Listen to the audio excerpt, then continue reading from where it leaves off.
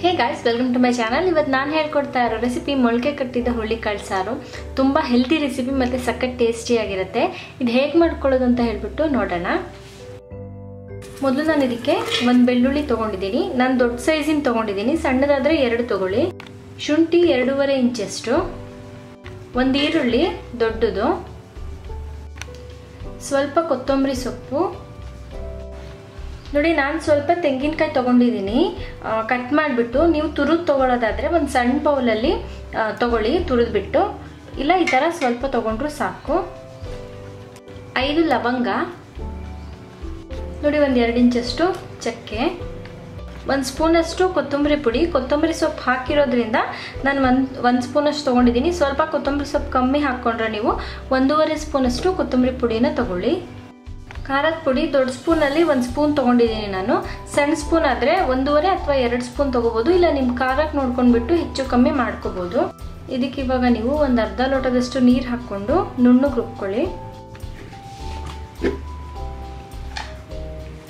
ನೋಡಿ ಮೊಳಕೆ ಬಂದಿದೆ ಹುರುಳಿಕಾಳು. ಇದನ್ನು ಹೆಂಗೆ ಮಾಡ್ಕೊಂಡಿದ್ದೀನಿ ಅಂತ ಅಂದರೆ, ಮೊನ್ನೆ ರಾತ್ರಿ ಮಲ್ಗೋಕೆ ಮುಂಚೆ ನಾನು ಹುರುಳಿಕಾಳನ್ನ ನೆನೆಯಕ್ಕೆ ಹಾಕಿದ್ದೆ. ಬೆಳಗ್ಗೆ ಹೊತ್ತಿಗೆ ನೆಂದಿತ್ತು. ಬೆಳಗ್ಗೆ ಇದನ್ನು ನೀಟಾಗಿ ನಾನು ತೊಳೆದ್ಬಿಟ್ಟು ಇನ್ನೊಂದು ಸತಿ ಹಾಟ್ ಬಾಕ್ಸಲ್ಲಿ ಹಾಕ್ಬಿಟ್ಟು ಇಟ್ಟಿದ್ದೆ. ಇವಾಗ ಸಂಜೆಗೆ ಇದು ತುಂಬ ಚೆನ್ನಾಗಿ ಮೊಳಕೆ ಬಂದಿದೆ. ಇನ್ ಕೇಸ್ ಅವತ್ತು ಸಂಜೆಗೆ ಸ್ವಲ್ಪ ಮೊಳಕೆ ಬಂದಿತ್ತು ಅಂದರೆ ನಾಳೆ ಬೆಳಗ್ಗೆಗಂತೂ ಪೂರ ಈ ಥರ ಮೊಳಕೆ ಬರುತ್ತೆ. ಮೊದಲು ಒಂದು ಕುಕ್ಕರ್ಗೆ ನೀವು 1 ಸೌಟಷ್ಟು ಎಣ್ಣೆ ಹಾಕ್ಕೊಳ್ಳಿ. ಆದ್ಮೇಲೆ ಇದಕ್ಕೆ ಒಂದು ಟೊಮ್ಯಾಟೊ ಹಣ್ಣು ತೊಗೊಂಡಿದ್ದೀನಿ.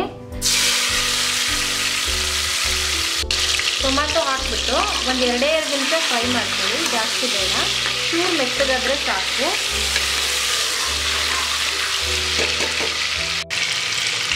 ಒಂದು 2 ನಿಮಿಷ ಆದಮೇಲೆ ಇದಕ್ಕೆ ಮೊಳಕೆ ಬಂದಿರೋ ಹುರುಳಿಕಾಳು ಹಾಕ್ಕೊಳ್ಳಿ.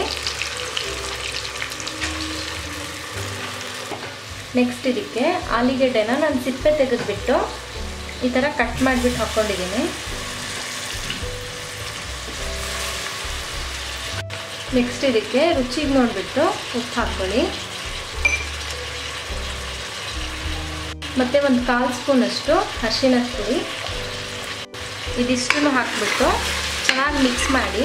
ಕಾಳು ಎಣ್ಣೆಯಲ್ಲಿ ಒಂದು 2 ರಿಂದ 3 ನಿಮಿಷ ಫ್ರೈ ಆದರೆ ಸಾಕು. ನೆಕ್ಸ್ಟ್ ಇದಕ್ಕೆ ರುಬ್ಬಿಟ್ಕೊಂಡಿರ್ತೀರಲ್ಲ ಆ ಖಾರ ಹಾಕ್ಕೊಳ್ಳಿ. ಖಾರ ಹಾಕ್ಬಿಟ್ಟು ಮಿಕ್ಸ್ ಮಾಡ್ಕೊಳ್ಳಿ. ಸ್ವಲ್ಪ ಎಣ್ಣೆ ಮೇಲ್ಗಡೆ ತೇಲ್ ಬರೋ ತನಕನೂ ಖಾರ ಇದ್ರ ಜೊತೆ ಕುದಿಬೇಕು. ನೀವು ಆಮೇಲೆ ನೀರು ಹಾಕಬೇಕು. ನೋಡಿ ಇವಾಗ ಸೈಡಲ್ಲೆಲ್ಲ ಸ್ವಲ್ಪ ಎಣ್ಣೆ ಬಿಟ್ಕೋತಾ ಇದೆ. ಈ ಟೈಮಲ್ಲಿ ನೀವು ನೀರು ಹಾಕ್ಕೊಳ್ಳಿ. ನಾನು 2 ದೊಡ್ಡ ಲೋಟದಷ್ಟು ನೀರು ತೊಗೊಂಡಿದ್ದೀನಿ. ನೀವು ಸಾರಿನ ಕನ್ಸಿಸ್ಟೆನ್ಸಿ ತೆಳ್ಳಗೆ ಬೇಕಂದರೆ ಇನ್ನೊಂದು ಅರ್ಧ ಲೋಟದಷ್ಟು ಎಕ್ಸ್ಟ್ರಾ ಹಾಕ್ಕೊಳ್ಳಿ.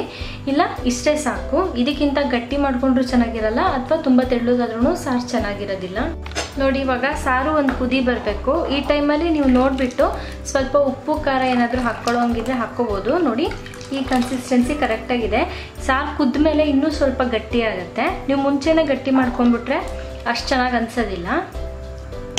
ಸೊ ಇದು ಇವಾಗ ಒಂದು ಕುದಿ ಬರೋಕ್ಕೆ ಬಿಡೋಣ. ನೋಡಿ ಈ ಥರ ಒಂದು ಕುದಿ ಬಂದಮೇಲೆ ಇದಕ್ಕೆ ಮುಳುಗಾಯಿನ ನೀವು ಹೆಚ್ಚಿಬಿಟ್ಟು ಹಾಕ್ಕೊಳ್ಳಿ. ಇದು ಆಪ್ಷನಲ್, ಬೇಕಾದರೆ ಹಾಕ್ಕೋಬೋದು, ಇಲ್ಲ ಸ್ಕಿಪ್ ಮಾಡ್ಬೋದು. ಬಟ್ ಹಾಕಿದ್ರೆ ಟೇಸ್ಟ್ ತುಂಬ ಚೆನ್ನಾಗಿ ಬರುತ್ತೆ. ಇದನ್ನು ಕ್ಲೋಸ್ ಮಾಡಿ ನೀವು ಇವಾಗ 2 ವಿಷಲ್ ತಗೊಳ್ಳಿ ಸಾಕು.